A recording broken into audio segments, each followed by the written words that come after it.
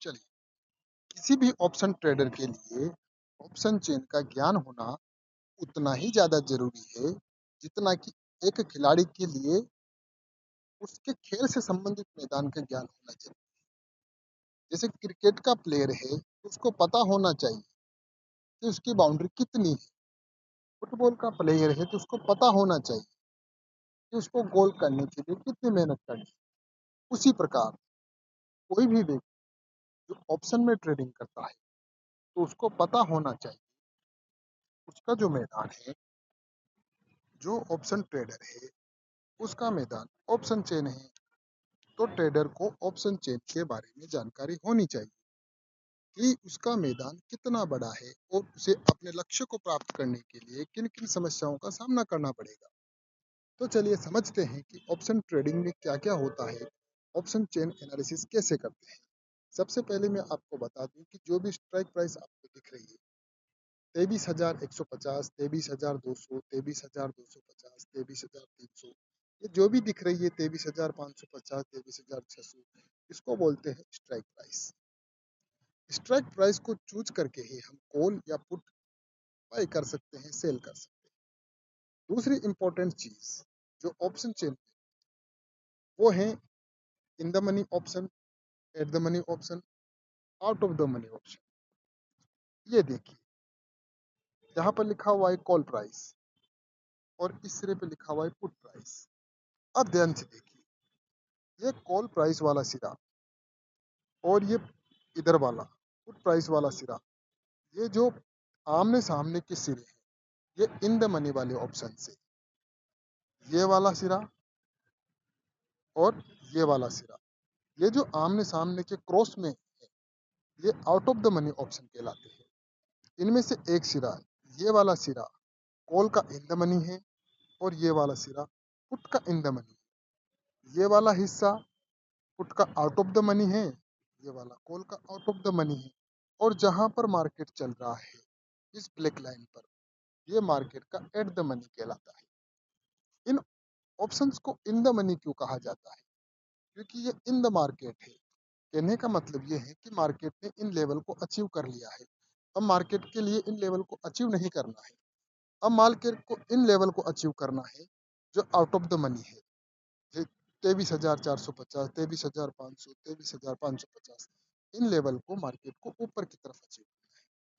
और जो put side के लेवल है, 23,400, 23,350, 23,300, इन लेवल को नीचे की साइड पे उसको अचीव करना है। इसलिए इनको आउट ऑफ द मनी और इनको भी आउट ऑफ द मनी कहा जाता है। जिन लेवल को मार्केट को अचीव करना होता है, उनको आउट ऑफ द मनी कहा जाता है। और जिन लेवल्स को मार्केट ऑलरेडी अचीव कर चुका है, उनको इन द मनी या इन द मार्केट कहा जाता है। अब देखते हैं कॉल और पुट को कैसे बाई और सेल करते हैं। जैसे हमें कोई सी भी स्ट्राइक प्राइस की कॉल बाई करनी है, जैसे 23,450 की आउट ऑफ द मनी की कॉल बाई करनी है, तो सिंपली यहाँ पर क्लिक करेंगे। यहाँ पर सेल और बाई दोनों के टैब आपको दिखाई देंगे। हमें बाई करनी है तो बाई पे क्लिक करेंगे। बाई पे क्लिक करने के बाद अगली विंडो ओपन होगी। इस विंडो में जब मार्केट ओपन होता है, तो यहाँ पर इंट्राडे का ऑप्शन भी रहता है, लेकिन अभी मार्केट क्लोज है, तो इंट्राडे हमें अवेलेबल नहीं होगा। अब यहाँ पर प्राइस लिमिट में और जब मार्केट ओपन होता है, तो यहाँ पर मार्केट प्राइस भी हमें उपलब्ध होती है। पर चूंकि अभी मार्केट बंद है, तो हमें केवल लिमिट ऑर्डर ही एग्जीक्यूट कर सकते हैं। अब ऑर्डर कैसे एग्जीक्यूट करते हैं, देखिए। अभी सपोजिंग दैट मान लीजिए प्राइस चल रहा है 93.50, तो हम 93.50 का ऑर्डर प्लेस करेंगे, तो वो कल सुबह मार्केट ओपन होने के बाद एग्जीक्यूट होगा।